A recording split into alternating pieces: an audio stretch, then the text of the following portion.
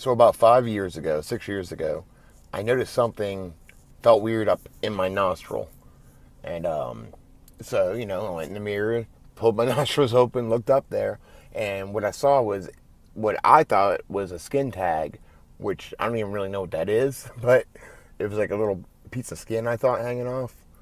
So I took little scissors, shoved them up there, and cut that motherfucker off. Bad idea. It grew back like tenfold, and I was like, what the fuck? Do I have a wart in my nose or some shit? So I got wart remover, and I put that motherfucker up my nose, and that shit burnt. Don't ever do that. Don't ever put wart remover up your nose. So I just said fuck it and just left it, and it ended up getting so big you could not see it like this if you were looking at me, but if I went like this and pulled open my nose, it was plain as day, and it was totally blocking my whole left nasal passage. And I don't like doctors or anything, and so I just didn't worry about it, but it did block my breathing somewhat. So later on, I found out it was called the nasal polyp. Polyps can grow large enough to block your nasal passages, resulting in chronic congestion. Symptoms can include 1.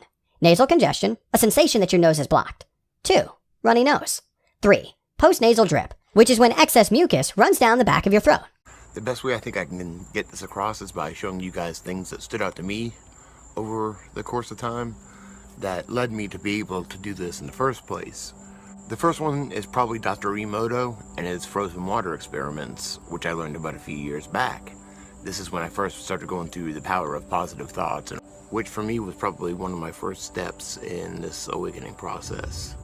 They would do experiments on water by freezing it with different intentions: love,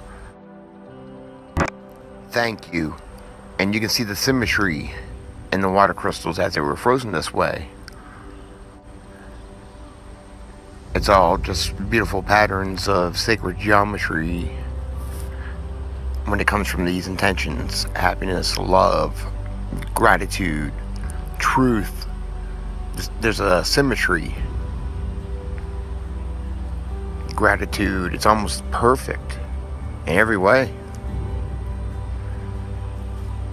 Water that's been blessed, given a blessing, peace.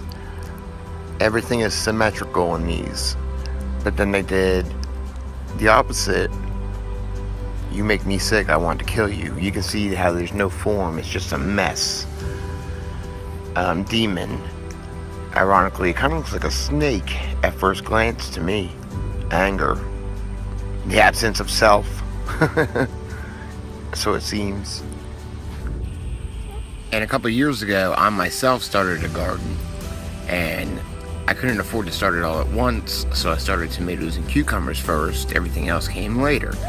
Well, the tomatoes and cucumbers, since they were first and I spent more time with them, I meditated with them, I played classical music, and I talked to them.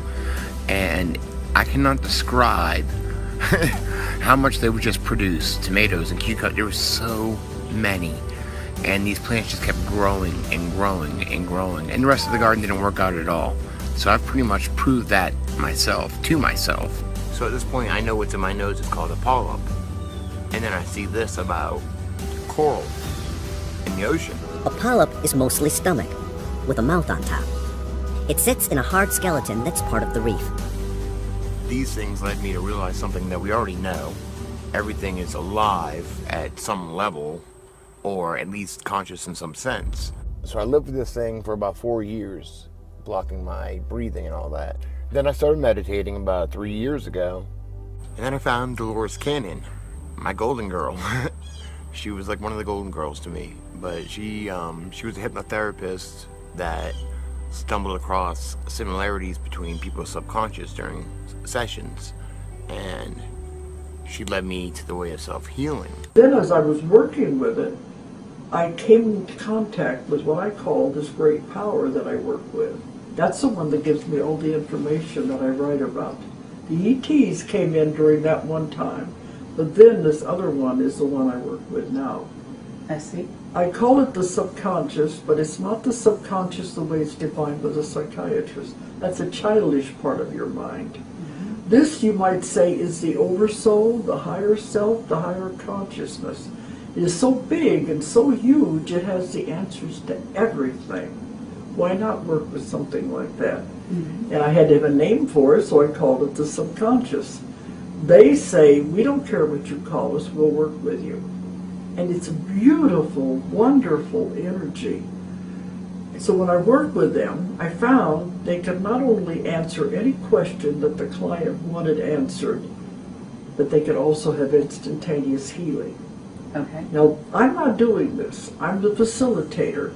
But if I work with thousands of people and I can call it in to work with that person, it comes through that person exactly the same way every time. You know I found something. But it's miraculous. I have people now coming from all over the world to my little office in Huntsville, especially to have the healings. And we work with every kind of disease there is, every kind of illness. I have people coming who are scheduled for surgery. Mm-hmm. They don't have to have surgery. People are ready for liver transplants, kidney dialysis. They don't need it anymore because you make yourself sick. Mm-hmm. And if your mind is powerful enough to make yourself sick, it's also powerful enough to heal it. So about a year after that, I was in meditation, and I was in that state, and in my mind, I was communicating with the nasal polyp, thinking about it being conscious, or every part of it, every cell of the polyp being conscious, and communicating with it and talking to it within my head. And I would say, with love, from a place of love completely, I love you, but you're kind of in our way. You're blocking the passage of our air, and we need that. It was like that, at least. It was with love and understanding and respect. And it might sound weird to some, but that's how I did it. The next day, I noticed it seemed a little smaller.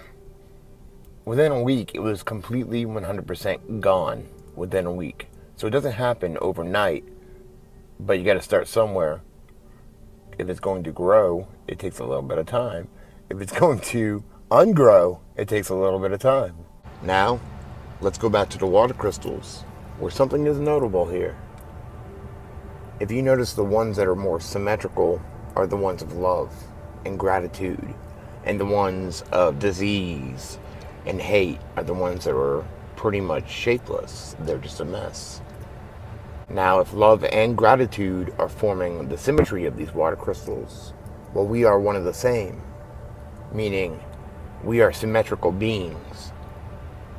And wherever you want to choose your starting point, there's no denying we are love. Fucking stoned. I got a motherfucking spaceship. Oh, fuck. Oh,